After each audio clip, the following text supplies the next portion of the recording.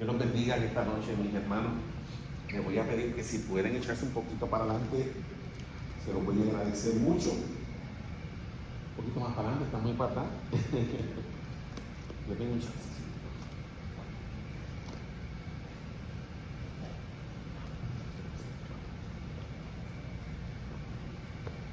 Yo siempre con mis cosas aquí, ya saben.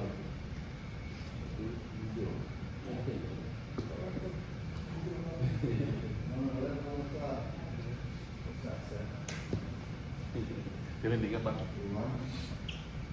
Bueno, Dios los bendiga, hermanos, en esta noche.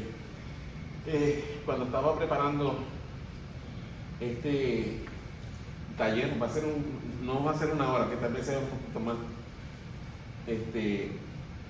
Pero mientras preparaba esto, el Señor puso en mi corazón que le pusiéramos el nombre de estas reuniones el taller del maestro. Eso fue una impresión que me llegó. Saben que lo de las mujeres se llama casa de oración, ellas tienen su reunión. Pero el Señor puso esto en mi corazón. El libro que vamos a estar extrayendo estos talleres es el siguiente. Yo lo traje por aquí en un momento. Este libro lo estoy diluyendo porque es bien crudo, ¿ok? Es un libro bien crudo, así que lo estoy tratando de diluir. No es un libro para gente mojigata, ni para gente que se siente santa. No, esto es para gente normal. Se llama Animales Enfermos, se llama el libro, ¿ok? Este es el hermano Edgar Pacheco. Y el tema que vamos a estar tocando en esta noche es el hombre enfermo, diagnóstico y esperanza. Amén. Pero antes de empezar, quiero que oremos. Miguelito, no sé si quieres dirigir una oración.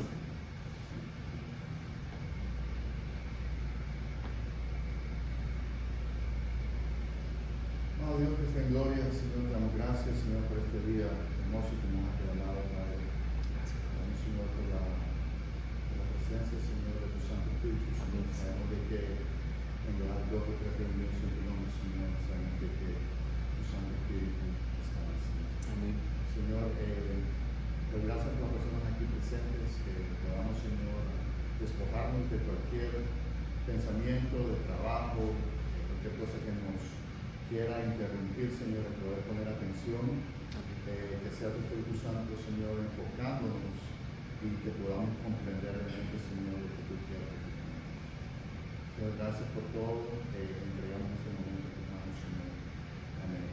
Amén. Hoy voy a tratar de cubrir tres tópicos dentro de este tema, y el primero que vamos a ver es que el hombre como sociedad, no solamente como raza o como género, está enfermo. El segundo punto que vamos a tratar de ver hoy es que vamos a estudiar el origen de esta enfermedad, de dónde es que viene la enfermedad que llevamos, especialmente nosotros como varones. Número 3, vamos a ver cómo se manifiesta esa enfermedad en nuestra vida y en la sociedad, y cuál es el remedio o la cura para esta enfermedad. Y Daniel, no sé si puedes prenderme ese televisor para yo ver lo que saber lo que estoy viendo.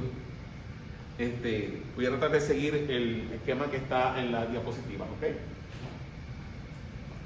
El hombre enfermo, diagnóstico y esperanza.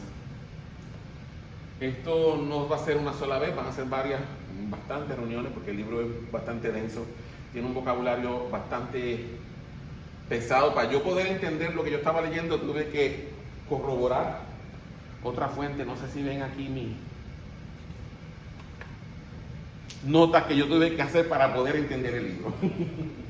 Así que vamos a eso. Ok, muy bien, gracias Dani. Vamos a ver el objetivo general en este día. Al finalizar la reunión, en términos generales, vamos a comprender cuál es el diagnóstico espiritual del hombre moderno, y vamos a redescubrir el modelo de verdadera hombría en Cristo, quien restaura su propósito y su alma. Ese es el objetivo general. Los objetivos específicos son 1, 2, 3, 4, 5, 6. El primero es reconocer el origen espiritual de la enfermedad del hombre moderno. Número 2, identificar los síntomas del hombre desconectado y sin propósito. Número 3, analizar los falsos modelos de hombría presentes en la cultura actual. Número 4, redescubrir el diseño original de Dios para el hombre. Número 5, conocer a Cristo como el modelo perfecto de hombría. Número 6 y último, responder al llamado de Dios a ser hombres que sirven, aman y reflejan su carácter. Vamos a entrar ahora de lleno a lo que es el origen de la enfermedad. ¿Cuál es el origen de la enfermedad del hombre? Cuando el hombre quiso ser Dios. Y el primer tópico que vamos a ver es de la confianza en Dios a la autosuficiencia. Comienza diciéndonos, la primera parte que vamos a ver es el comienzo de la cosmovisión cristiana en Occidente. Okay, ustedes saben que la iglesia cristiana nace en el año 33, después de la muerte de Cristo, con la venida del Espíritu Santo. Durante los primeros 3 siglos de la iglesia fue perseguida por el Imperio Romano, por los judíos primero y después por el Imperio Romano. Pero en el año 333 después de Cristo, con el edicto de Milán, el emperador Constantino le concede libertad religiosa a los cristianos. Las persecuciones por causa de su fe, ¿qué pasó? Se acabaron. Ya en el año 313, yo dije 333, discúlpeme, en el año 313 después de Cristo, con el edicto de Milán, la persecución contra los cristianos se acabó. Y por muchos siglos, la civilización occidental, que es todo lo que viene del imperio greco-romano, Europa, y por ende nosotros, porque nosotros heredamos toda la herencia cultural de Europa por la conquista, por muchos siglos nuestra cosmovisión o la manera de ver el mundo fue una cosmovisión cristiana. ¿Okay? Occidente, lo que era Europa, y por lo tanto América, tenía una cosmovisión cristiana, una manera de ver el mundo cristiano. En el año 380 después de Cristo, el emperador Teodosio I convirtió el cristianismo en la religión oficial del Estado, del imperio, con el edicto de Tesalónica. ¿Okay? En el 313 Constantino detiene las persecuciones, da libertad religiosa. En el 380 el cristianismo se convierte en la religión oficial del Imperio Romano. ¿Okay? Entonces el cristianismo pasó de ser una religión perseguida a convertirse en ¿qué? En la base espiritual y cultural del Imperio Romano. ¿Ok? De ser una religión perseguida se convirtió en la base del Imperio Romano. ¿Ok? Vamos a ver, esto es un recorrido histórico, esto va a ser rapidito. ¿Ok? Ya les hablé de los primeros 3 siglos del cristianismo. Ahora, entre el siglo V y el siglo XV después de Cristo se conoce como la Edad Media, el periodo medieval. ¿Cuál era el pensamiento durante el periodo medieval? Dice, el pensamiento medieval estuvo fuertemente influenciado por el cristianismo por casi 1000 años. La cosmovisión medieval, cuando hablamos de cosmovisión nos referimos siempre a lo que es el modo de ver el mundo. La cosmovisión medieval era teocéntrica. O sea, durante ese tiempo la gente tenía una manera de ver el mundo teocéntrica. ¿Qué quiere decir teocéntrica? Que Dios era el centro de todo lo que se hacía. ¿Okay? Se creía que todo giraba en torno a Dios, el creador y razón última de todas las cosas. Dentro de esa cosmovisión, el hombre, la naturaleza y el conocimiento solo tenían sentido en Dios. Durante la Edad Media, todo giraba en torno a Dios. ¿Okay? No había división entre la iglesia y el Estado. De hecho, quien nombraba a los reyes y quien los ungía era el Papa, que era la cabeza de Occidente, ¿no? Por tanto, la iglesia estaba bien ligada al Estado. Eso fue bueno y fue malo.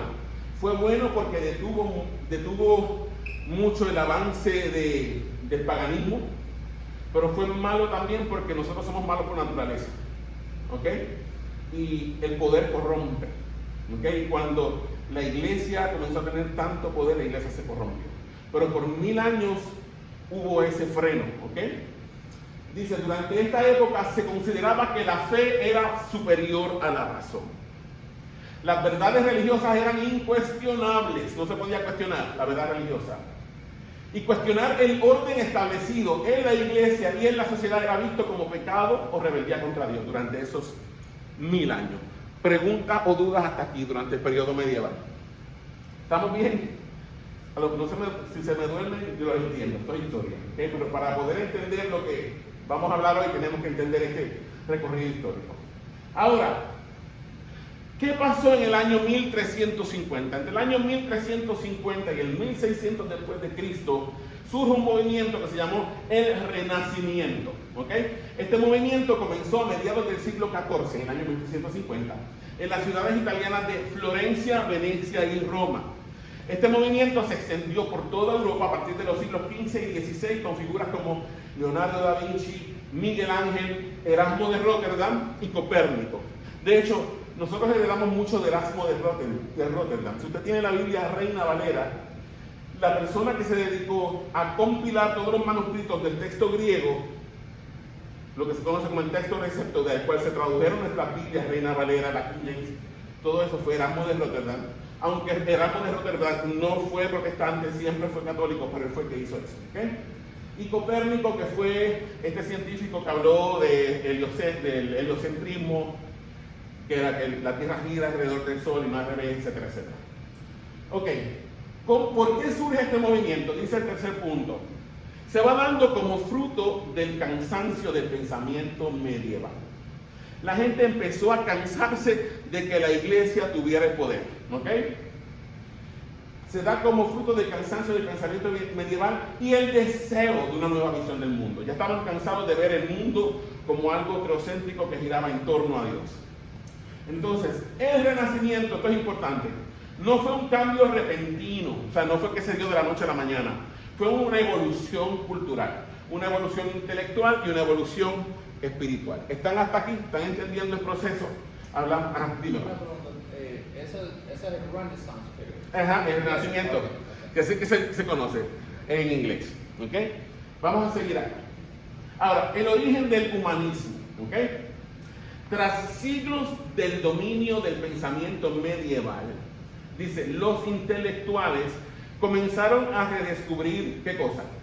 La filosofía griega, ¿se acuerdan? Redescubrieron a Platón, a Aristóteles, a Séneca, a toda esta gente. Comenzaron a redescubrir la filosofía, el arte comenzó a florecer, por eso que usted ve que durante el tiempo del Renacimiento salen tantas obras de arte, la Mona Lisa, la obra de Leonardo da Vinci de la Última Cena, todo eso sale durante el Renacimiento. Hubo un renacimiento de la filosofía griega, del arte y la ciencia, ¿ok? Ya la gente empezó a echar a un lado la fe y la empezó a cambiar por la razón. Dice, este renacer de lo clásico inspiró una nueva visión del ser humano. Uno más, ¿qué? Racional, uno más, ¿qué? Libre y ¿cómo más? Y curioso, ¿ok? Curioso. Durante la Edad Media usted no podía curiosear. Si usted decía algo que iba en contra de lo que ya estaba establecido, la iglesia no comía cuento. La iglesia católica, mira, te mataba. O sea, no había manera de cuestionar nada. Entonces, ahora, ya más libres del yugo de la iglesia, porque para este tiempo también surge la reforma protestante, todo se da en el mismo tiempo. Ya la gente comienza a sentirse libre para empezar a cuestionar y a curiosear. Dentro de ese marco, ¿qué pasa? Surge, ¿qué cosa? El humanismo, ¿ok? ¿Y qué es el humanismo? Léalo conmigo, dice allí. Fue un movimiento filosófico que ponía ¿a quién? Al hombre como el centro de todo. Entonces, en la Edad Media, ¿quién era el centro de todo? Dios. Y con el renacimiento viene el humanismo y ponen al hombre como el centro de todo. ¿Lo está viendo? Dice, léalo conmigo, el humanismo exalta la dignidad, la libertad y la capacidad creadora del hombre. Entonces, ¿qué sucede con el humanismo? Léalo conmigo. El hombre se convirtió en la medida de todas las cosas. Ya no era Dios la medida de todas las cosas. Ahora éramos nosotros la medida de todas las cosas. ¿Lo está viendo conmigo? Ahora, vamos a ver qué sucede. El humanismo dio paso al desarrollo de ¿qué cosa? ¿Lo pueden ver allí? ¿Lo pueden ver? Del pensamiento moderno. Cuando digo moderno no es que es del siglo XXI. Ya, esto sucede más o menos en el siglo XVI-XVII, el modernismo, ¿ok? El humanismo dio paso al desarrollo del pensamiento moderno. El pensamiento moderno, léalo conmigo, consistió en el uso de ¿qué? De la razón. ¿Qué más? La ciencia y la observación, ¿para qué? Para entender el mundo, en lugar de basarse solo en ¿qué? En la religión o las tradiciones, ¿ok? Está viendo el cambio de paradigma, ¿verdad? Está viendo el cambio de cosmovisión. Antes todo giraba en torno a Dios y la iglesia, ahora gira en torno a la ciencia y la razón. Por eso este tiempo se conoce como la Ilustración o la era de la razón. Ok, este pensamiento moderno promovió la idea de qué cosa?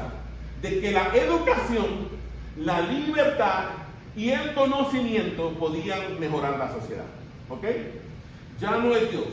No, ahora vamos a mejorar la sociedad ¿con qué? Con la educación. ¿Con qué más? Vamos a mejorar la sociedad ¿con qué? Con la libertad. Ahí empiezan a surgir los movimientos de libertad, ¿ok? En los países, la gente comienza a liberarse de los reyes, comienza la guerra de independencia, nos independizamos de Inglaterra, América también se independiza. ¿Lo está viendo? Todo es parte del mismo movimiento, ¿ok? La libertad, y dice, y el conocimiento podía mejorar la sociedad, crean ellos, ¿ok? Dice, en otras palabras, léalo conmigo, los seres humanos ya no necesitamos la religión, ¿ok? Somos autosuficientes, solo necesitamos ¿qué cosa? La razón y la ciencia. ¿Lo está viendo conmigo? Poco a poco, ¿qué pasó? El hombre se iba librando de la idea de Dios. ¿Lo está viendo? Ya no necesitamos a Dios, nos estamos librando de Él. Quiero que entienda, todo esto surge por causa de los mismos abusos de la iglesia. Que la gente se cansó. Estaban hartos del abuso, de la bota de la iglesia. ¿Ok? La iglesia no permitía el desarrollo de la ciencia. La iglesia no permitía el desarrollo de la filosofía. No lo permitía. ¿Ok? Ya saben que cuando Lutero, cuando comienza el movimiento de reforma, la iglesia persiguió a los protestantes. Los querían matar. Ahora, surgimiento del secularismo. A medida que la civilización occidental, acuérdense de esto, cuando hablamos de Occidente, ¿de quién hablamos? De Europa y América. Todo lo que de Europa para allá, eso es Oriente, ¿ok? Esa gente no pasaron por los mismos procesos que nosotros pasamos. Por eso el cristianismo oriental y el cristianismo occidental, aunque vengan de la misma base, no es lo mismo. No tenemos la misma manera de ver el mundo. Un ortodoxo griego no va a ver el mundo como usted lo ve, ¿ok? ¿Usted ha visto? Aquí iglesias ortodoxas, hay una bien grande, se llama San Bernardo, creo. El modo de pensar de esa gente es otra cosa. Los griegos no piensan como nosotros, ¿ok? Los turcos no piensan como nosotros. Nosotros estamos moldeados por otra cultura, por otra historia, ¿ok?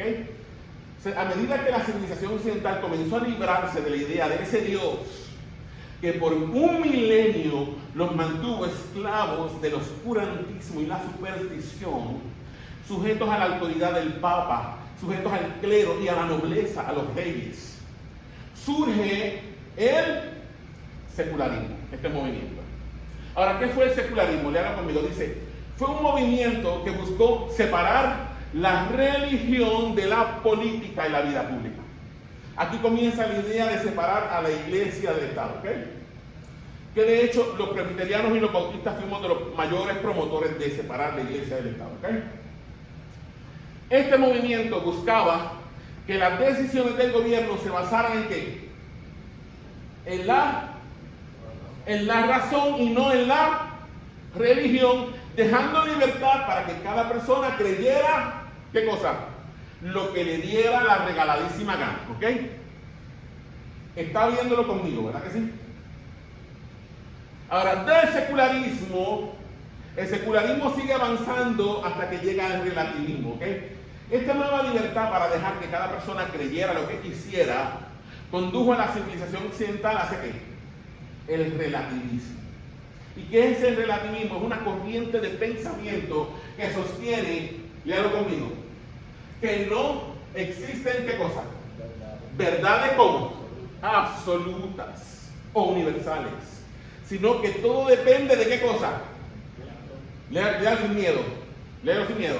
Del punto de vista particular de cada persona, la cultura, la época o las circunstancias, ¿ok? No hay verdades absolutas, todo depende del cristal con el que tú lo mires, ¿ok? Eso es el relativismo. En otras palabras, lo que es verdadero o correcto para una persona o sociedad puede no serlo para otra. ¿Reconoce eso en usted? Esa manera de pensar, porque usted ha sido formado por el pensamiento occidental. Lo está viendo conmigo, ¿verdad? Ahora, hay tres tipos de relativismo realmente, no hay solamente dos, pero para razones de esta clase, lo importante son esos dos. El primer tipo de relativismo que encontramos es el relativismo cognitivo o epistemológico. ¿Qué dice este? Afirma que no hay verdades, ¿cómo? Absolutas. Léalo conmigo, todos juntos, a la una, ¿qué dice? Cada individuo interpreta la realidad a su manera. Por lo tanto, lo que es verdadero para ti no necesariamente es que verdadero para mí. Ese es el relativismo cognitivo o epistemológico. El segundo tipo de relativismo es el moral. El moral. ¿Y qué sostiene el relativismo moral? Que no hay valores absolutos, valores morales absolutos. Lo que está bien o mal depende de la sociedad o el contexto en que la persona se haya criado. ¿Lo está viendo conmigo? ¿Lo está entendiendo? Hay dudas, preguntas hasta aquí sobre esto. ¿Ok? Los he llevado como por 17 siglos de historia como en 15 minutos. Ok, esta es importante. La profecía de Francis Schaeffer. Este señor nació en 1912 y murió en 1984. ¿Quién fue Francis Schaeffer? Perdón. No es la cerveza Schaeffer. Yo no sé si esa cerveza la venía aquí, pero en Puerto Rico había una cerveza que se llamaba cerveza Schaeffer. No, pero no tiene nada que ver con eso. Francis Schaeffer fue un pastor presbiteriano, fue teólogo evangélico y fue un pensador cristiano nacido en los Estados Unidos. Creía, léalo conmigo, que la fe y la razón no estaban separadas. Él pensaba que la fe y la razón no estaban separadas. De hecho, él animaba a los cristianos a usar sus mentes, ¿ok? Los animaba a estudiar y a reflexionar sobre el mundo, pero desde una perspectiva cristiana, ¿ok? Por 1000 años la Iglesia Católica no permitió que la gente pensara, ¿verdad? No podían unir la mente y la razón. Francis Schaeffer, este pastor presbiteriano, creía que la fe y la razón no estaban en contienda, ¿ok? Animaba a los cristianos a que estudiaran y a que, a que reflexionaran sobre el mundo desde una perspectiva cristiana. ¿Qué más creía él? El tercer bullet, ¿qué dice? Creía que el arte es una forma de expresar la verdad y la belleza de Dios. Para él no era algo mundano, ¿ok? 4. Creía que los valores morales y espirituales deben reflejarse ¿dónde? En la vida pública. ¿Ok? Creía que los valores morales y espirituales deben reflejarse en la vida pública. Perdonen que agarre el micrófono, pero que siento que estoy gritando ya mucho y ya me duele la garganta. Dice, era un firme promotor de la idea de que los cristianos debemos participar. Escúchalo conmigo. Era un firme promotor de la idea de que los cristianos debemos participar activamente, ¿dónde? En temas sociales. Defender la vida, defender la justicia y la libertad. Creía que la relación con Dios debía ser real y vivida con coherencia. ¿Por qué él creía eso? Hermano, porque si usted viene de la Iglesia Católica o de iglesias protestantes tradicionales, como en Estados Unidos, que en nuestro punto de vista mayormente bautista del sur, la religión la practicamos por cuestión de herencia. Todo el mundo es cristiano porque nació en América. Y eso no es verdad. ¿Okay? Tú puedes haber nacido y criado en la iglesia, eso no significa que tú seas cristiano. Tiene que haber una coherencia entre tu relación con Dios y la vida que tú vives. Por eso usted ve que la mayor parte de la gente dice, sí, yo soy cristiano, pero viven toda la semana como ateo, viven toda la semana como inconverso, haciendo las mismas cosas que la gente inconversa hace. Entonces no hay una coherencia entre lo que ellos afirman creer con su boca y su práctica. Entonces Francis Schaeffer creía que la relación con Dios debía ser real y vivida con coherencia. Y por último, él animaba a las personas a tener una fe práctica, no solamente intelectual práctica, sino que su fe afectara todas las áreas de su vida. Una fe que fuera razonada. La fe debe ser razonada y una fe sincera, no solo religiosa por costumbre. Dudas o preguntas hasta aquí con Francis Schaeffer. Todavía no he hablado de la profecía de Francis Schaeffer, a eso vamos ahora. Dice, como hombre visionario, léalo conmigo, yo creo que se lo pueden leer mejor. Como hombre visionario, pudo ver el avance paulatino del secularismo y del relativismo dentro de la cultura occidental del siglo XX. ¿Ok? Acuérdense que nace en 1912, muere en 1984. Estaba en pleno auge del secularismo y del relativismo. Ahora, previendo que estas corrientes iban a seguir creciendo dentro de nuestra cultura, dijo lo siguiente antes de su muerte en 1984. Miren lo que él dijo, dice: llegará el día en que la filosofía, las artes y el pensamiento estarán en las manos de pornógrafos. Esto lo dijo Francis Schaeffer antes de morir en 1984, porque era un hombre visionario y ya estaba viendo por dónde estaba cogiendo la cosa. ¿Ok? ¿Está hasta aquí conmigo? Dudas, preguntas hasta aquí sobre esto. En otras palabras, esto es un resumen. Francis Schaeffer creía que la filosofía, las artes y las letras, que antes se dedicaban a qué cosa, a elevar el espíritu humano mediante la búsqueda de la sabiduría, la estética, que es la belleza, y el cultivo del pensamiento, se degradarían volviéndose vulgares. En diciembre del 2022 yo fui a un concierto de los Candlelight Concert que hacen aquí en Nueva Orleans, que fue, antes era una iglesia, ahora es un hotel, Peter and Paul. Lo dieron aquí en lo que era la iglesia antes. No hay cosa más bella. Dieron un concierto de Vivaldi, era un cuarteto de orquesta de cuerdas, de violín, viola, 2 violines, una viola y un violonchelo, creo que era. Tal vez no era música cristiana, pero la belleza de esa música. Tú estás ahí una hora envuelto en esa belleza y tú sientes que algo en ti, como que te das cuenta de que hay sentido más allá de vivir para trabajar, para vivir como un animal y morir. Como que ese sentido de la estética, de la belleza en la música, eleva el espíritu. ¿Ok?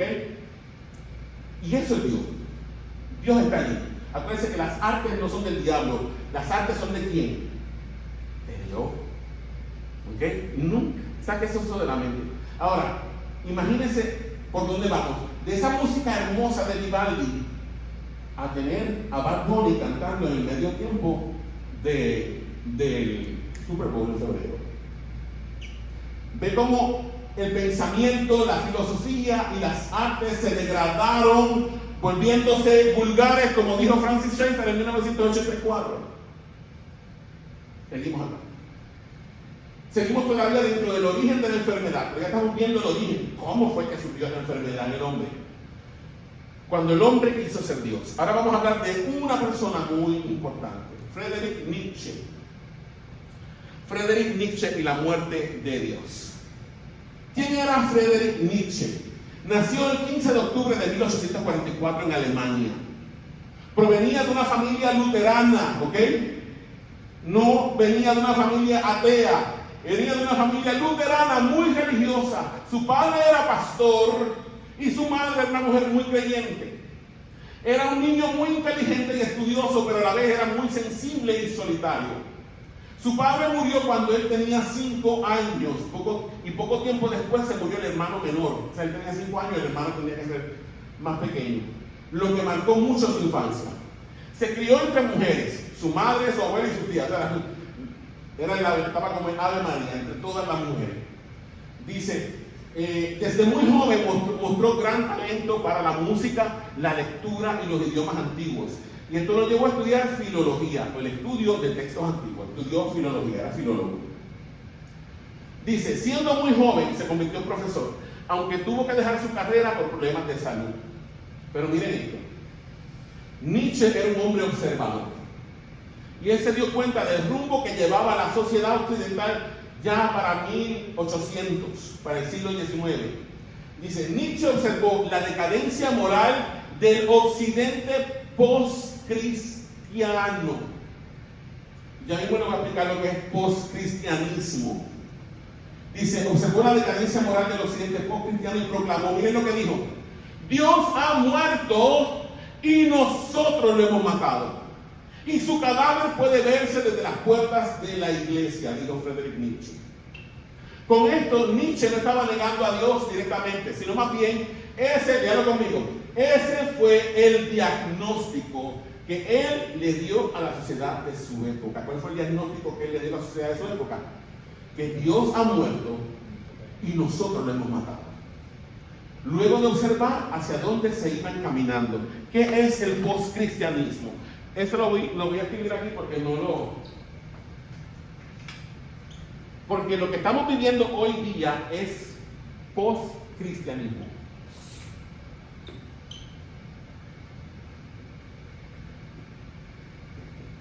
Lo voy a escribir aquí en la pizarra, disculpen mi letra. Permítame un segundo.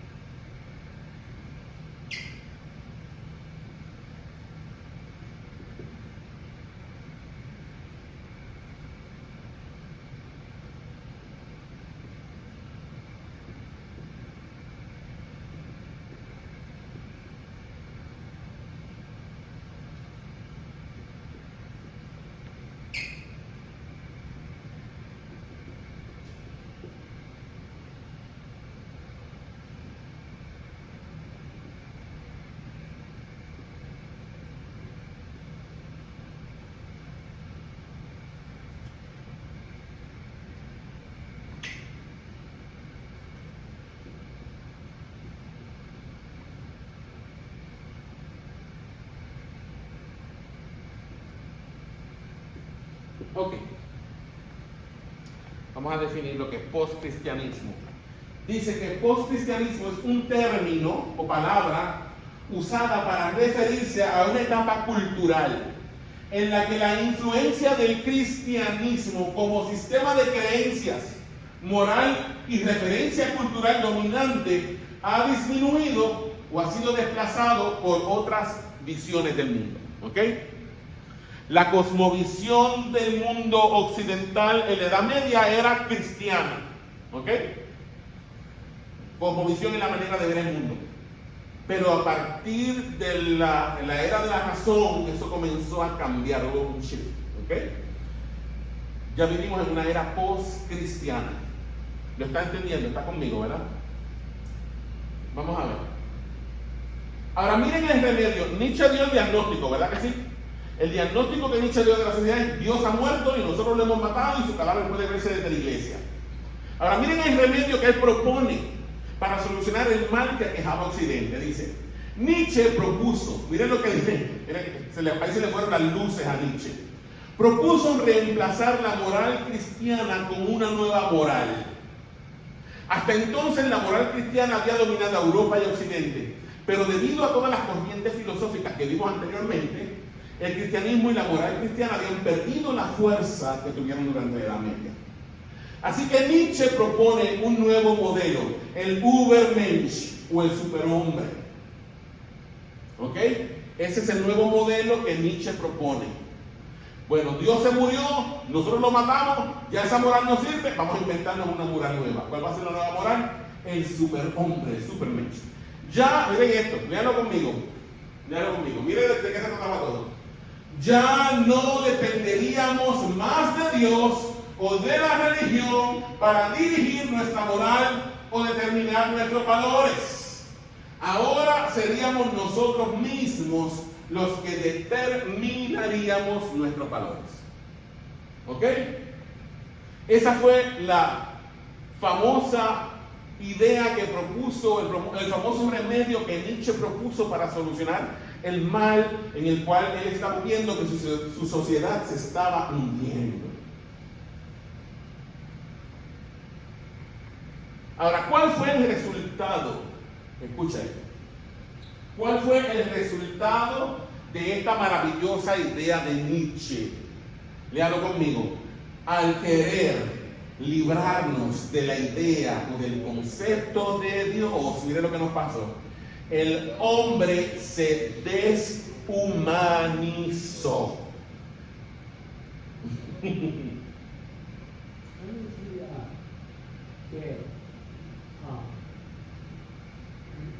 Ayer, le decía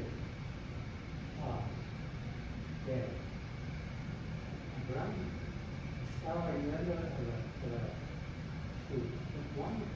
Ajá. Y lo había amaneciado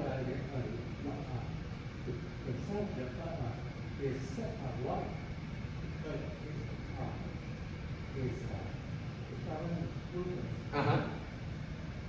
Y lo que pasó, su esposa y él estaban diferentes, porque él estaba movido todos los cosas. And so, everything is conceived by showing that they was the same because God was talking with Sarah, and they were saying that the being y entonces muchos pensaban que Dilo en inglés si te hace más fácil, pa. the man, the woman, they were saying he was better than the woman. But God could love both of them and the same, and they were doing the right thing. Because God was saying the both, she said many things because she was angry about she was going to have a baby 90 years old. Wow! And so she kept complaining about laughing and making fun of God telling her you are not going to have a baby. And she kept saying no. And the man was just listening. And so the thing is that I remember in my condition because nothing started. And I said, wow, look at the scene. But the difference is she was complaining and Adam is the mention in Santiago how powerful they talk about in many times, and when they were in Joppa, the first book in chapter 16 and 18, from 11 to 15, God heard both of them, but God said, you are mine. And that's called me a lot in my records, and when I was listening to that, I should feel so, things about, reading the Bible or feeling it. But then I said, in my condition, you can hear from God. He's the one that takes the care of. Amen. Can I say what this is? Are you reading all of this? They said that the power things were not power things, like feels things. Amén. Even though she was happy, because God was saying, you're gonna have good children. But she is 90. So I had to have a man and a woman actually different, but we are all healed because we hear God. Amén. Pero vamos a seguir acá con la clase, papá. Sí, vamos a seguir acá, ¿ok? ¿Cuál fue el resultado de esto? Al querer librarnos de la idea del concepto de Dios, el hombre se deshumanizó. Vamos, Romanos 1, 18 al 20, en la Nueva Traducción Viviente dice: pero Dios muestra su ira desde el cielo. ¿Contra quién? Contra todos los que son pecadores y perversos. ¿Y quiénes son los que son pecadores y perversos? Todos nosotros, ninguno de nosotros está salvo de eso. Dice que detiene la verdad ¿con qué? Con su, léalo conmigo, perversión. ¿Qué dice el versículo 19? Ellos conocen la verdad acerca de Dios, porque Él se ha hecho evidente, pues desde la creación del mundo, todos han visto los cielos y la tierra. Por medio de todo lo que Dios hizo, ellos pueden ver a simple vista las cualidades invisibles de Dios, su poder eterno y su naturaleza divina. Así que dice el Señor, no tienen excusa para no conocer a Dios. Es cierto, ellos conocieron a Dios, pero no quisieron adorarlo como Dios, ni darle gracias. En cambio, comenzaron a inventar ideas necias sobre Dios. Como resultado, la mente les quedó en oscuridad y confusión. Afirmaban ser sabios, pero se convirtieron en completos necios, dice el Señor. Te lo puse en la Nueva Traducción Viviente, ¿okay? Que está un poquito más entendible para nosotros, en el español de nosotros, ¿ok? ¿Qué pasó con la raza humana? Exactamente lo que dice Pablo en Romanos 1. Dice, conocieron a Dios porque ellos podían ver las obras de Dios, pero no quisieron adorar a Dios ni darle gracias. ¿Ok? Por lo tanto, su mente quedó en oscuridad, en tinieblas. Eso es lo que le ha pasado a esta sociedad, gente. La sociedad que nosotros vivimos es una sociedad que tiene una mente entenebrecida porque sacaron a Dios. Yo entiendo, yo puedo entender que durante siglos tal vez la iglesia abusó mucho a causa del pecado que hay en el hombre y a causa del pecado que había en los líderes religiosos. Pero esa misma rebeldía contra la religión llevó a que nuestra sociedad esté como está hoy día. Seguimos acá. El origen de la enfermedad, cuando el hombre quiso ser Dios. Ahora vamos a ver cuál fue el precio del experimento de Nietzsche. Dice, el precio del experimento de Nietzsche. El superhombre, el Übermensch, terminó convirtiéndose, léalo conmigo, en un hombre como sin propósito, vacío, esclavo de su ego y de sus deseos. ¿Está conmigo hasta ahí? En eso se convirtió el superhombre de Nietzsche. Dice, en lugar de evolucionar como prometía la teoría de la evolución de Charles Darwin, ¿qué pasó? Hemos involucionado. Nos convertimos en animales. Una versión caricaturizada de lo que es ser un ser humano. Autosuficientes, pero como por dentro, podridos por dentro. Vamos a ver, ya terminamos de hablar del origen de la enfermedad. Vamos a hablar de la manifestación actual de la enfermedad. El hombre desconectado, porque nos desconectamos de Dios. Como resultado de esa desconexión, ¿qué pasó con la masculinidad? Se fragmentó. Léalo conmigo. El hombre contemporáneo fluctúa entre dos extremos. Entre Bad Bunny y el otro que tiene cara de maleante. ¿Ok? Vamos a ver cuáles son esos dos extremos.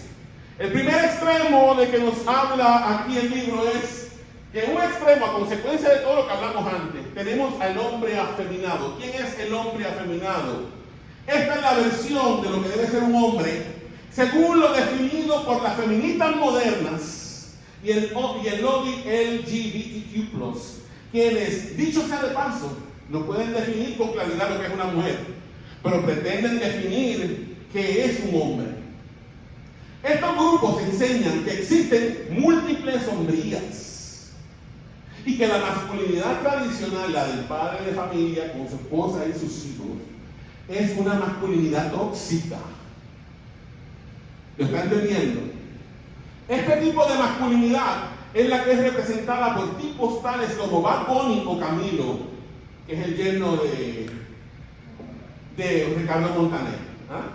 Que llegan a las carpetas rojas, a las red carpets, vestidos con ropas andróginas que parecen mujeres. ¿Ok? Este es el prototipo de hombre en el cual la élite quiere convertir a tus hijos y que están formando en nuestras escuelas y universidades. ¿Ok? Este es el tipo de hombre que la élite... ¿Por qué ustedes creen que están impulsando tanto a Bad Bunny?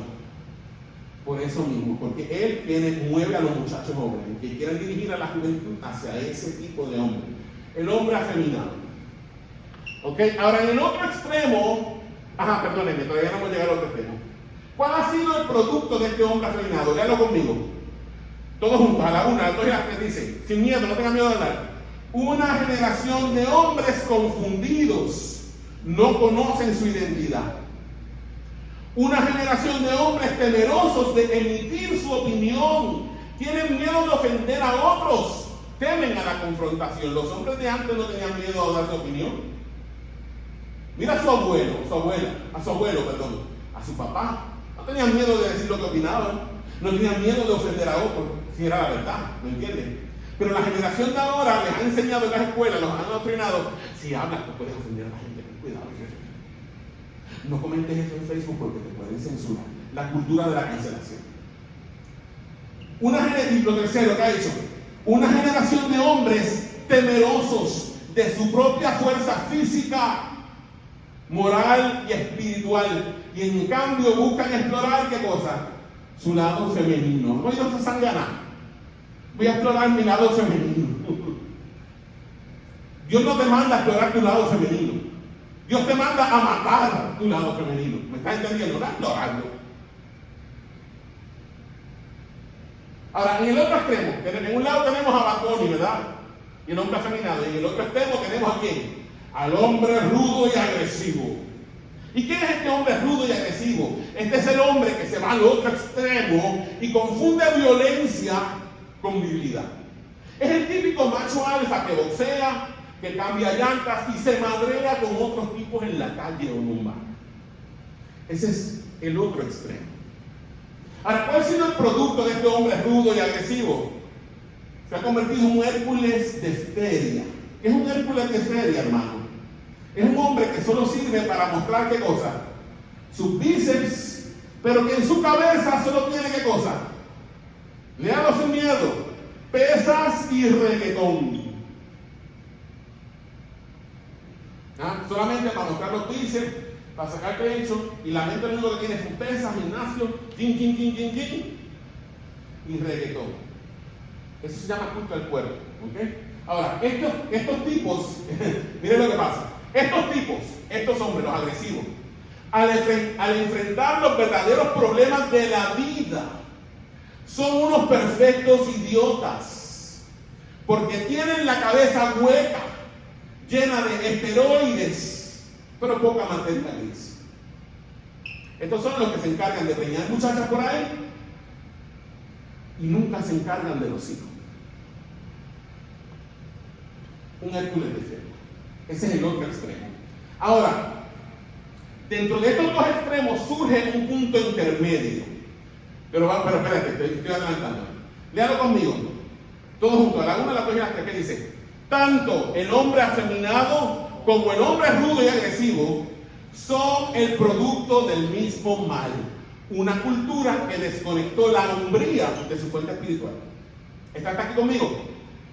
Vamos a ver. Entre medio del hombre rudo y del hombre afeminado surge el hombre estoico. ¿Quién es el hombre estoico? Dice, este tipo de hombre está entre medio de los dos extremos anteriores. Es el hombre disciplinado, fuerte y autosuficiente. Estos son los coaches que salen en Instagram y en TikTok todas las mañanas. El que sale corriendo, ¿verdad? Que se graba corriendo y dice, ya yo corrí mis 5 millas. ¿Qué has hecho tú hasta ahora? ¿Me está entendiendo? Son los famosos influencers, ¿verdad? Y que se demuestran como que son el hombre perfecto. Tienen todo organizado. Usted ve esos videos, él se levanta por la mañana, prepara el desayuno, un montón así de huevos o claras de huevo, ¿ah? Y se las come, y después se va a correr, y después se va a estudiar, después se va a trabajar. Un hombre que lo tiene todo listo. Ese es el hombre estoico. Ahora vamos a ver qué pasa con el hombre estoico. ¿Cuál ha sido el producto de este hombre estoico?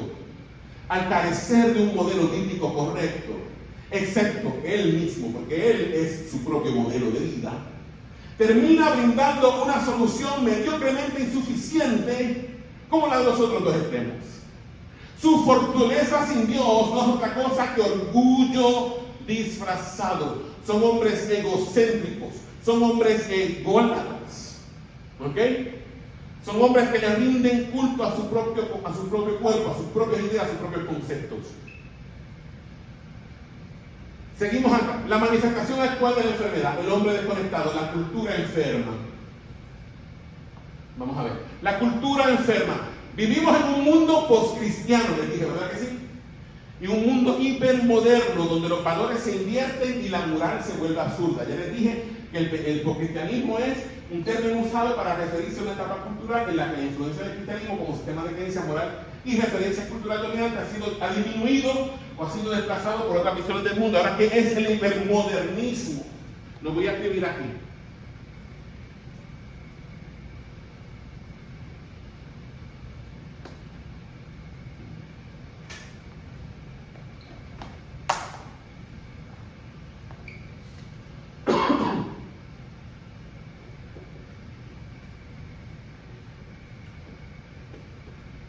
El hipermodernismo. Dice, el hipermodernismo es un término popularizado por Gilles Lipovetsky, ese nombre raro, en su obra Los tiempos hipermodernos, en el 2004. Dice que el hipermodernismo va más allá del postmodernismo relativista. En los 70 surge el postmodernismo, que era que el postmodernismo es relativista, no hay verdades absolutas. Esta gente del hipermodernismo no es así. Dice, es una etapa donde la modernidad se ha intensificado hasta el extremo. Más velocidad, más tecnología, más consumo, más individualismo, pero menos conexión. Tenemos más velocidad, cada vez queremos más cosas más rápidas. Quiero un internet con mayor velocidad. Quiero un carro con mayor velocidad. Quiero un celular con mayor capacidad. Todo se ha ido a la tecnología, ¿verdad? Y mientras más, estamos cada vez más conectados. La gente está 24/7 conectado al maldito celular. Yo también me pasa, ¿ok? Estamos conectados al celular y a veces me da gracia porque a veces estamos en la casa y estamos, dice, compartiendo todos juntos y yo estoy en el celular, Ruti está en el celular, Daniel está en el celular y todos estamos en el celular. Y estamos, dice, compartiendo un momento familiar. Más rápido, más conexión, pero a la vez más desconexión. ¿Estás aquí conmigo? El hombre contemporáneo, y eso he pecado yo. El hombre contemporáneo ha dejado de ser líder, esposo, padre y protector para convertirse en un espectador de sí mismo. ¿Puede identificar eso en usted mismo? El resultado. ¿Cuál ha sido el resultado de esto? Falta de propósito, adicciones. No solamente adicción con el cigarrillo y con el alcohol, adicción a la pornografía, adicción al internet. Porque hace 2 años en el Abre Mis Ojos, cuando el pastor David estuvo hablando en su conferencia, dijo que 1 de cada 3 hombres en la iglesia están adictos a la pornografía. 1 de cada 3.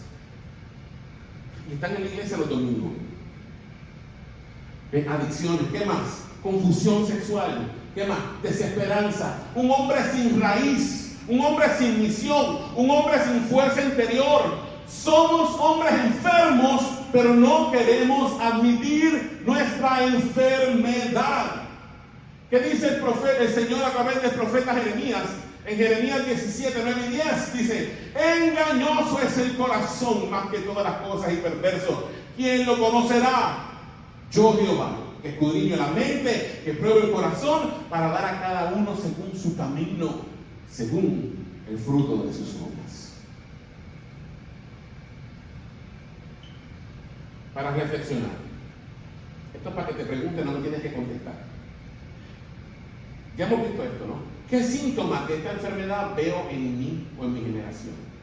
Mírate ahora para adentro. Mírate para adentro. De esta enfermedad que hemos hablado, ¿qué síntomas de ella tú ves en ti?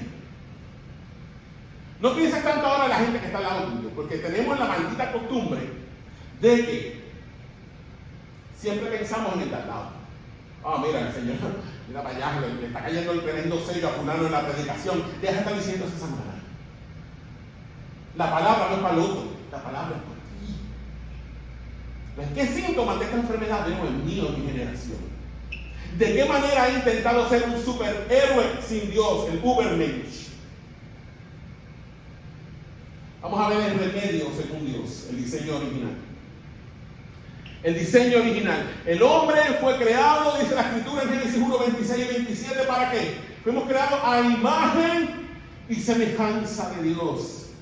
Dice el Señor en Génesis 1, 26, entonces dijo Dios, hagamos al hombre a nuestra imagen, conforme a nuestra semejanza, y señoree. Entonces, ¿qué significa? Ya les expliqué en la clase lo que significaba ser hechos a imagen de Dios. Ser hechos a imagen de Dios no es una lista de atributos. Ser hechos a imagen de Dios es cargar la autoridad de Dios en nosotros mismos. Somos los representantes de Dios en este mundo. Somos los representantes de Dios en esta tierra. Para eso fue que Dios nos creó. Por eso los seres humanos llevamos su imagen. Y fuimos creados para señorear. Ese es el diseño original. Para eso fue que Dios nos hizo. ¿Cuál era nuestra misión? Dígalo conmigo. Reflejar el carácter de nuestro Creador. Administrar con justicia los recursos de esta tierra. Proteger, amar y servir. Eso era para esto fue que Dios nos creó. Para ser reflejos de su carácter, para administrar con justicia los recursos, para proteger, para amar y servir. Ahora, el modelo bíblico de la hombría no se define por fuerza física, sino por sacrificio y servicio. Vamos a buscarlo. 1 Corintios 16:13. Ese sí, búsquelo. Abra su Biblia. 1 Corintios 16:13. Yo sé que tal vez esto está un poquito aburrido, pero necesitamos establecer esto. Y siempre que establecemos las bases de algo es aburrido. Cuando usted va a construir una casa, usted lo primero que ve son las bases, los cimientos de la casa. Usted lo que ve es un revolú de martillos, de clavos, de madera, de piedra. Y usted dice, ¿este caos podrá tener solución? Sí tiene solución. Pero estamos estableciendo la base. 1 Corintios 16:13, ¿qué nos dice el Señor en 1 Corintios 16:13? ¿Lo tienen ya, hermano? Todavía yo no lo tengo, disculpen. 1 Corintios 16:13. Mira lo que el Señor le dice a la iglesia de Corinto. Ponlo en la Reina Valera, papi. Dice, velad, estad firmes en la fe. ¿Qué más le dice? Portaos varonilmente y esforzaos. ¿Qué significa velar? Que estemos alerta. ¿Alerta contra qué? Alerta contra falsas doctrinas, alerta contra todas las filosofías y corrientes filosóficas que hay en el mundo. El Señor nos manda a estar, no solamente a velar en contra de todo eso, sino que nos manda a estar firmes en la fe. ¿Y qué es estar firmes en la fe? Estar establecidos sobre la roca de la palabra de Dios, sobre la verdad, que nada nos mueva de donde estamos. ¿Y qué más nos dice? Portaos varonilmente. ¿Qué es portarse varonilmente? Ser hombre. Ser hombre, no el hombre afeminado, no el hombre abusivo, no el hombre estoico. Ser el hombre que Dios diseñó en Génesis 1:26. ¿Y qué más nos dice el Señor? Que nos debemos de ¿qué? De esforzar. O sea, ¿y de qué nos habla el esfuerzo, hermano? De que hay que hacer trabajo, que tenemos que invertir tiempo, que tenemos que invertir dinero, que tenemos que invertir esfuerzo en lo que hacemos, en nuestra familia, en la iglesia, en todo. Sí, ponme de nuevo la diapositiva, papá. Ese es el modelo bíblico de la hombría. No se define por fuerza física, sino por sacrificio y servicio, como dice 1 Corintios 16:13. En el Nuevo Testamento Jesús redefine la hombría. Vamos a Juan 15:13. Miren la redefinición de hombría que da Jesús. Juan, capítulo 15, versículo 13.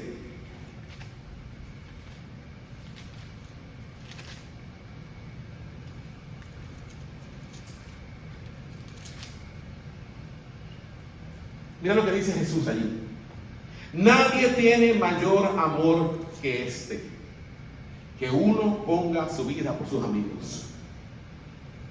Ese es el ejemplo de hombría que Jesús nos da. Jesús no solamente lo dijo en palabras, Jesús lo hizo. Él dice, nadie tiene mayor amor que este, que uno ponga su vida por sus amigos. Y fue lo que Jesús hizo. Y es lo que Jesús quiere de la iglesia, es lo que Jesús quiere de nosotros. Que tengamos esa clase de amor, un amor sacrificial, un amor que esté dispuesto a sacrificarse por el otro. Vamos a ver qué dice aquí, ya el encabezado de esta diapositiva conmigo. Dice, Cristo, el homo immolatus, el hombre que se entrega, eso es latín. Jesús es el hombre que se sacrifica. El hombre que se sacrifica, ¿qué es el homo immolatus? El hombre que se sacrifica. Lo vemos en ejemplos modernos. El soldado que salva a su compañero, el padre que trabaja duro por su familia, el creyente que lucha por su fe, eso es un homo immolatus. Pero el mayor y más grande de todos los ejemplos es Cristo Jesús. Filipenses 2, de 5 al 8. Vaya allí conmigo, no hay que buscarlo. ¿Qué dice Filipenses 2, de 5 al 8? Dice, haya pues en vosotros este sentir que hubo también en Cristo Jesús, el cual siendo en forma de Dios, no estimó el ser igual a Dios como cosa que aferrarse, sino que se despojó a sí mismo, tomando forma de siervo, hecho semejante a los hombres, estando en la condición de hombre, se humilló a sí mismo, haciéndose obediente hasta la muerte y muerte de cruz. Cristo es el homo immolatus. Cristo es nuestro ejemplo. Por eso Pablo dice, tengan el mismo sentir, tengan la misma manera de pensar que Cristo. Eso es lo que Pablo dice en el Filipenses 2.5. Haya pues en vosotros el mismo sentir como en Cristo. Tengan la misma mente de Cristo.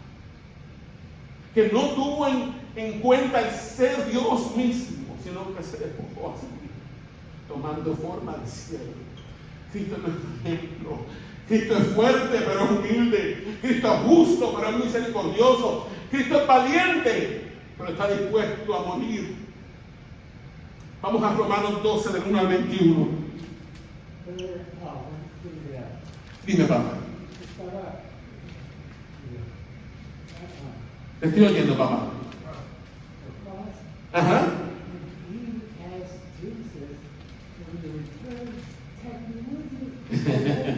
El ladrón. Jesus says, you're going to heaven, to paradise with me. With me. Tonight, today. He said, you're going to the paradise.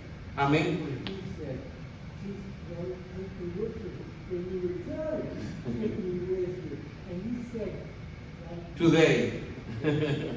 Vamos a seguir acá, porque si no, está también mucho material, papá. Vamos a ver qué dice Romanos 12. Vamos a leerlo. Lo tienen todos, abren su Biblia. Si quieren, Daniel, búscalo ahora sí. Romanos 12, del 1 al 21 y después Efesios 6, del 10 al 13. Para avanzar. Uy, fue un trueno. Sí, fue un trueno. Hoy yo sabía que nos íbamos a tardar, ¿ok? Le voy a pedir que no vengan con límite de tiempo cuando vengan a esta reunión. Porque este es el taller del maestro, punto. Romanos 3, 12, del 1 al 21. 12 del 1 al 21. Dice, todos juntos dicen, así que hermanos, este es Pablo hablando de la iglesia de Roma, os ruego por la misericordia de Dios que presentéis vuestros cuerpos en sacrificio vivo, santo, agradable a Dios, que es vuestro culto racional. No lo cambié todavía. La hombría verdadera se demuestra en qué? En presentar nuestros cuerpos en sacrificio vivo. Eso se llama autosacrificio. En el Antiguo Testamento los sacrificios eran animales muertos que yo llevaba. En el Nuevo Testamento no hay sacrificios de animales muertos. Ya el sacrificio fue hecho y lo hizo Cristo. Pero hay sacrificios vivos. En el Nuevo Testamento nosotros somos el sacrificio. nosotros nos ponemos en el altar de la negación, de la autonegación. Presentamos nuestro cuerpo en sacrificio vivo, santo, agradable a Dios, que es nuestro culto racional. Sigue la próxima versículo, Daniel, el 2. Mira lo que dice: un hombre de Dios, un hombre conforme al diseño de Dios, no se conforma a este siglo. O sea, no se deja moldear por la manera de pensar de las filosofías que están de moda, sino que se transforma por medio de la renovación de su entendimiento. ¿Y cómo se renueva? Por medio de la palabra de Dios. La semana pasada les dije que estamos en un proceso de santificación. ¿Y dónde ocurre esa santificación? En el alma, donde está nuestra mente, emociones y voluntad. ¿Cómo se renueva nuestro pensamiento? Por la Escritura. ¿Ok? Para que comprobéis cuál es la buena voluntad de Dios, agradable y perfecta. Verso 3. Digo pues, por la gracia que me es dada a cada cual que está entre vosotros. Mire esto: un hombre, de acuerdo al diseño de Dios, no tiene más alto concepto de sí que el que debe tener, sino que piensa de sí con cordura, conforme a la medida de fe que Dios repartió a cada uno. Verso 4. Un hombre conforme al diseño de Dios. ¿Se acuerda de que de la manera que en un cuerpo tenemos muchos miembros, pero no todos los miembros tienen la misma función? Verso 5. Así nosotros, siendo muchos, somos un cuerpo en Cristo, y todos miembros los unos de los otros. Un hombre conforme al diseño de Dios sabe que pertenece al cuerpo de Cristo. Versículo 6. De manera que teniendo diferentes dones, según la gracia que nos es dada, si el de profecía, úsese conforme a la medida de fe. Verso 7. O si de servicio en servir, o el que enseña en la enseñanza. Verso 8.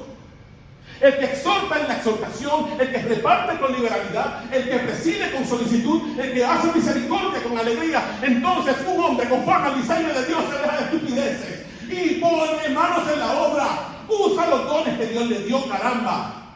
No se sienta en una silla y se deja morir. Dios le dio dones para que los use, no para que los deje por ahí tirados. Dios le va a pedir cuenta a usted por los dones que no usó. Verso 10, al 9, verso 9, perdóname. Mira lo que dice: un hombre conforme al diseño de Dios, dice: el amor sea sin fingimiento, aborrecer lo malo y sentir lo bueno. Versículo 10. Amaos los unos a los otros con amor fraternal. Entonces un hombre conforme al diseño de Dios se deja de estupideces y sabe que el amor es una decisión, no un maldito sentimiento. Toma la decisión de amar. No por lo que siente, por lo que sabe. ¿Y qué sabe? Lo que dice este libro. En cuanto a honra, mira lo que dice el Señor: prefiriéndoos los unos a los otros. Tienes que honrar a tu hermano. Un hombre conforme al diseño de Dios honra al hermano que está a su lado. En lo que requiere diligencia, que dice el Señor: no perezosos, fervientes en espíritu, sirviendo al Señor con fuego, caramba. Versículo 12. Gozosos en la esperanza, sufridos en la tribulación, constantes en la oración. Versículo 13. Compartiendo para las necesidades de los santos, practicando la hospitalidad. Versículo 14. Bendecid a los que os persiguen, bendecid y no maldigáis. Un hombre conforme al diseño de Dios no maldice, bendice aunque sufra persecución. Gozaos con los que se gozan, llorad con los que lloran. Un hombre conforme al diseño de Dios llora si tiene que llorar, caramba. Unánimes entre vosotros, no altivos, dice el Señor, sino asociando con los humildes. Se deja de esa estupidez del alburengo, de estar sentado allá en un trono de marfil, se baja para estar con la gente común. No seáis sabios en vuestra propia opinión. Versículo 19. No paguéis a nadie mal por mal, procurad lo bueno delante de todos los hombres. Versículo 18. Si es posible, mira lo que el Señor te dice. Esto lo hace un hombre conforme al diseño de Dios. Si es posible, en cuanto dependa de ti, está en paz con todos los hombres. El Señor sabe que no es posible estar en paz con todos los hombres, pero si es posible, en lo que de ti depende, ponte en paz con tu hermano. No os venguéis vosotros mismos, amados míos, sino dejad lugar a la ira de Dios, porque escrito está: mía es la venganza, yo pagaré, dice el Señor. Un hombre conforme al diseño de Dios no se venga. Porque mi modelo no es el hombre afeminado, mi modelo no es el hombre abusivo y rudo, mi modelo no es el hombre estoico, mi modelo es Cristo, el homo immolatus. Así que si tu enemigo tiene hambre, dale de comer, si tu tienes sed, dale de beber, pues haciendo esto, ascuas de fuego amontonarás sobre su cabeza. Versículo 21. Mira lo que el Señor te dice. Esto lo hace un hombre conforme al diseño de Dios. No seas vencido de lo malo, véalo conmigo, sino vence con el bien el mal. Vuelve a la diapositiva, Dani. Que me fuiste muy para atrás. Dale para atrás, uno para atrás. El próximo texto es Efesios 6 del 10 al 13, vamos a buscarlo.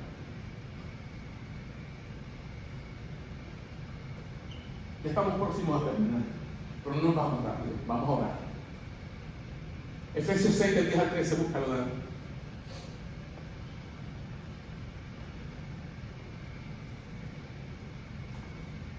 Dame un chancecito para que estoy terminando. Efesios 6 del 10 al 13.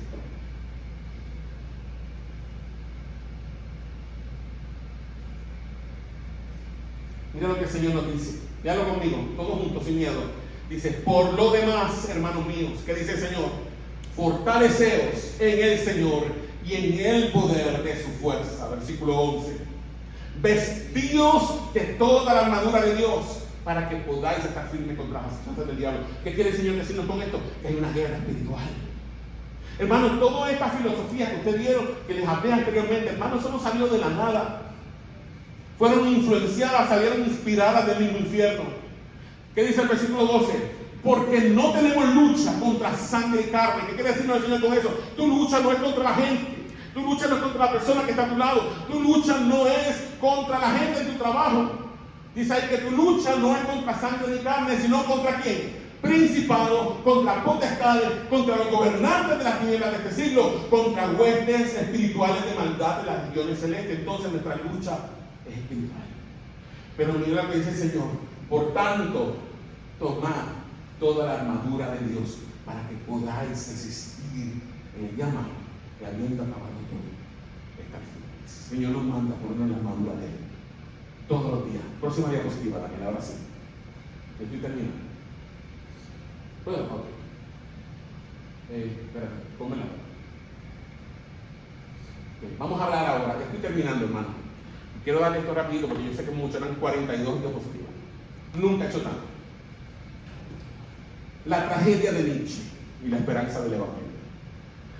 ¿Qué dice la parte de abajo? Léalo conmigo. Dice, el hombre que gritó Dios ha muerto terminó llorando. Dios vuelve a mí. En su locura final, Nietzsche escribió oraciones desgarradoras encontradas tras su muerte. Se pasaba escribiendo papeles con oraciones. Y un amigo las encontró. Mira, una de las oraciones decía, dame amor, quien me ama todavía. Vuelve mi Dios desconocido, mi dolor, mi última suerte, mi felicidad. Nietzsche ya en el ocaso de su vida redescubrió a ese Dios al que una vez llamó verdugo y halló en él su felicidad. Solo en Dios el hombre encuentra sentido, identidad y paz.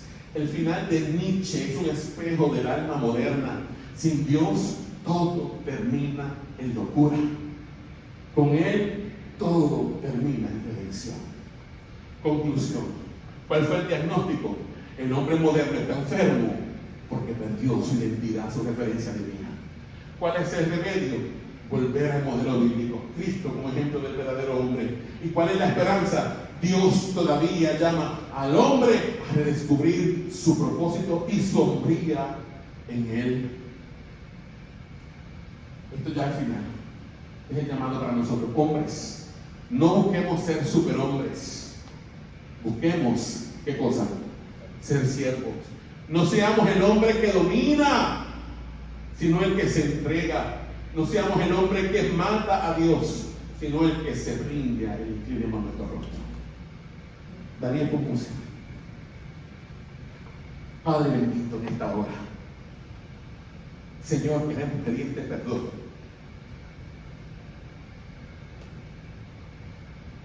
Perdónanos, Señor, porque no hemos sido, Señor, el hombre que tú quieres que seamos, Señor. No hemos seguido tu diseño, hemos seguido los patrones del mundo, hemos seguido también los patrones que nuestros padres nos enseñaron. Nuestros padres tampoco sabían, Señor, lo que era ser un hombre conforme al corazón tuyo, pero en Cristo hay redención, Señor. Tal vez tuviste un padre ausente en tu vida, pero ahora Dios te redime en Cristo. Ahora Dios te llama suyo. Ahora Dios te llama su hijo. Y te ha dado un modelo al que tú debes seguir. No el modelo de tu padre que fue un borracho, o de tu padre que fue un drogadicto, o de tu padre que fue un irresponsable que te abandonó. Ahora tienes un padre que se llama Dios. Y un hermano mayor que se llama Jesucristo. Nuestro modelo del homo immolatus. Tal vez no tuviste un papá presente, tal vez tu padre murió cuando eras pequeño, pero hoy Dios te recoge su regazo, te dice: tú eres mío. O tal vez si tuviste un padre presente en tu vida, pero un padre que no estaba envuelto en muchas cosas. Hemos descuidado tantas cosas. Yo no fui un buen papá, aunque estaba presente en la vida de mis hijos, pero no siempre estaba presente físicamente, pero mi corazón muchas veces no estaba donde ellos estaban. Y por eso, Daniel, te pido perdón. Quiero que tú sepas, Daniel, que yo te amo. Como amo a tu hermano.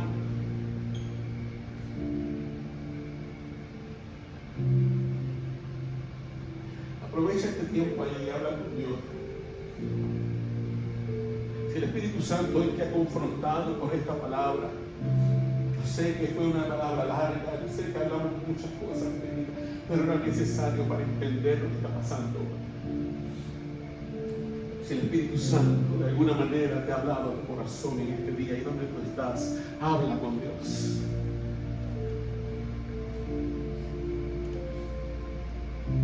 Hemos venido aquí esta tarde al taller del maestro, al taller del maestro. Y en el taller del maestro el Señor tiene que meter cincel, tiene que pasar lija, tiene que meter fuego, tiene que romper las cosas que no le gustan de nosotros. Pero te voy a decir algo: en las manos del maestro es las mejores manos que tú puedes estar. Algo que encuentro hermoso es que Jesús era el carpintero. Jesús era carpintero. No solamente de casas y de cosas de madera, también Él arregla corazones y arregla vidas. Bendito sea su santo nombre. Espíritu Santo, en esta hora nos presentamos delante de ti, por favor. Muévete en este salón, Señor. Muévete en este salón. Toca tu corazón. Muévete, Espíritu Santo. Muévete, Señor. Transforma, cámbianos, Señor, cámbianos. Te necesitamos. Te necesitamos. No queremos seguir los modelos del mundo. Señor, sabemos que vivimos en una era post-cristiana, pero eso no significa que la iglesia de Cristo ha sido vencida. Porque tú dijiste que las puertas del Hades no prevalecerían contra ti. Y la iglesia está compuesta de personas. La iglesia hay hombres y hay mujeres. Iglesia, hombre que está aquí. Dios te está llamando a que tomes tu lugar en la iglesia. A que tomes tu lugar en la iglesia, tu posición en la iglesia. No vas a hacer una diferencia sentado en el banco. Haces la diferencia enrollándote las mangas y metiendo mano. Sacrificándote. Esforzándote. Pero estamos muy cómodos. El homo immolatus es el hombre que se sacrifica, el hombre que está cansado sigue adelante. Cristo en la cruz. Y su cansancio y el peso del pecado y la carga que tenía sobre él lo detuvieron de hacer lo que vino a hacer. Él es nuestro ejemplo mayor. Bendito sea su nombre. Vamos a hacer algo de esto.